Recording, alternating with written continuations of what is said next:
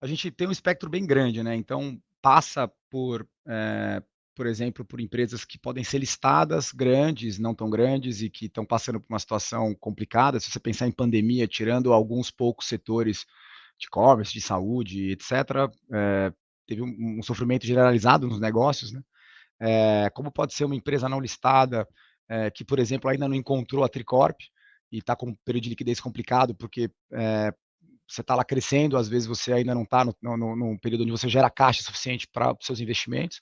Então também tem ali um momento entre uma rodada e outra de investimento.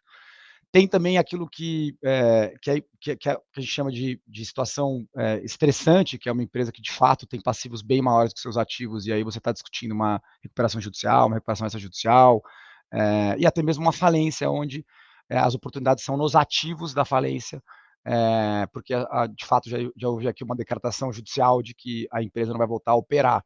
Mas pode ser também ativos puros, né? Podem ser imóveis com problemas, podem ser cotas de consórcio defaultadas, podem ser empréstimos defaultados, podem ser litígios, arbitragens, ações de classe, porque os minoritários se sentiram prejudicados por algum tipo de fraude, de negligência que uma companhia teve, como foi o caso, por exemplo, da Petrobras lá atrás, quando teve a leniência e essa ação judicial global até que aconteceu. Assim, o mandato ele é bastante amplo, mas ele precisa de uma situação especial que faça com que a gente se sinta à vontade agregando valor. Em que sentido, né? Eh, Quase tudo que eu comentei aqui, de alguma forma passa por uma falta de liquidez, por problemas, e esses problemas às vezes são quase litigiosos ou litigiosos, né? Eh, então você precisa ter tecnologia, ter vocação, ter experiência nesse tipo de investimento, né? Então, por exemplo, aqui você precisa capturar o andamento das ações judiciais do Brasil para poder saber quanto tempo elas demoram, chance de você ganhar, se está virando a jurisprudência, traduzindo em miúdos, se as formas de decidir situações parecidas estão mudando, porque houve alguma nova teoria ou alguma nova mudança legislativa, se você tem algum tipo de novo problema entrando num setor e você começa a olhar, etc. Então, no final das contas, ser empresário ou empresária no Brasil, ou ter ativos no Brasil, infelizmente, como até o passado é imprevisível, né, já disse o Pedro Malan, a gente muda a regra do jogo, tem uma agora lá na Constituição, tem quase mudando, e aí você muda o passado, né, então você muda como é que você lê o passado do ponto de vista econômico, tributário, jurídico. Então, para nós não é tão difícil assim, né? Infelizmente, eu adoraria dizer para vocês que originar ativo com problema no Brasil é super difícil, quase não tem. Não, na verdade tem bastante. Agora, obviamente, não é qualquer coisa nem qualquer ativo, nem qualquer empresa, nem qualquer situação das que eu descrevi aqui que a gente consegue ou quer fazer negócio, né? E aí é um mix muito, muito importante de você ter, primeiro, saber quais são os problemas, e aí a frase que a gente gosta é: se tudo que a gente compra tem problema, quase tudo que a gente compra tem algum tipo de problema, às vezes o problema está no ativo, às vezes está no problema de quem está vendendo o ativo. Mas por acaso, se você não percebeu que tinha um outro problema, o que a gente chama de surpresa, é aonde você perde dinheiro ou onde você não ganha o que você está pretendendo. Por outro lado, a gente imagina aqui que vocês podem imaginar que tem cenários onde você fala, olha, tem um cenário provável ou um cenário base que é assim que as coisas devem acontecer. Você tem um cenário pessimista onde pô, mais coisa deu errado do que a gente imaginava, e tem um cenário otimista onde as coisas deram mais certo, ou o tempo de recuperação foi mais rápido, a solução do problema custou menos, o preço do ativo subiu na hora que você resolveu o problema e foi vender.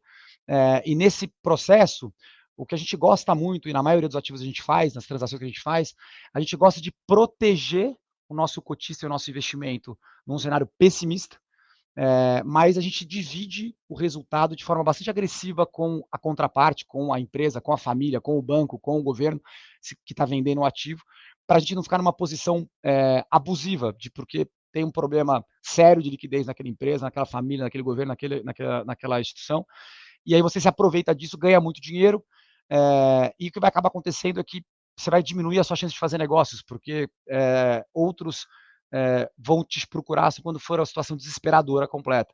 Então, para quem quer escala, quem tem essa ética de trabalho, também você precisa, na hora de originar, ter caminhos parecidos com o que o Danilo comentou aqui, né? Então, você precisa ser muito ativo.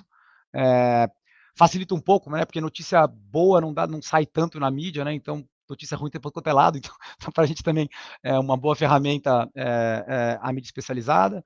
É, tem muita originação passiva, porque quando você tem um problema, você precisa resolver, você precisa de liquidez, então você bate na porta de quem pode eventualmente ou conceitualmente te dar liquidez ou resolver esse tipo de problema. Não são tantos assim no mercado. Ele estava comentando que o private equity ainda é no Brasil algo crescente, que não tem o tamanho de outros mercados. Pô, special situations, situações especiais, investimentos estressados, é menos ainda, né? Então acaba que você tem um fluxo que chega passivo. A gente é bastante agnóstico, então, diferentemente de muitas casas, como a Tricorp, a gente não escolhe setores onde a gente investe. Isso não significa que tem setores que a gente prefere ou que a gente precifica diferente. Mas a gente é bastante agnóstico em relação a investimento, região, setor e etc. Eu acho que o mais importante de tudo é saber o que você não sabe fazer. Como nossos investimentos têm um mandado muito amplo, né? Então, se você está chegando num setor, ou num tipo de atividade, ou num tipo de ativo que você nunca fez, não é a hora de fazer um cheque grande, não é a hora de testar um parceiro completamente novo. A gente usa muito a nossa base de investidores, a gente tem mais de 770 investidores que aqui no Brasil são os family office, né, as famílias que tem mais recursos para investir. Muitas dessas famílias são empresários e empresárias em regiões diferentes, setores diferentes. Então, se você está num setor ali que você está olhando uma máquina ou uma planta industrial ou um prédio, está com dúvida se a cidade está crescendo para aquele lado, não está, uma empresa que precisa fazer um turnaround, precisa fazer uma recuperação, você sempre tem um empresário ou empresária que é seu investidor, que pode dar aquela dica, indicar uma pessoa e desviar você de uma casca de banana, que para você que não tem o conhecimento setorial local, a gente tem até um grupo no WhatsApp interno que é, sabe o Neo do Matrix, que, com a foto da bala passando assim, porque a gente monitora também aquilo que a gente não fez, e que foi bola dividida no comitê. E aí a gente gosta muito de saber aquilo que a gente não fez, deveria ter feito, e aquilo que foi, a bala passou raspando.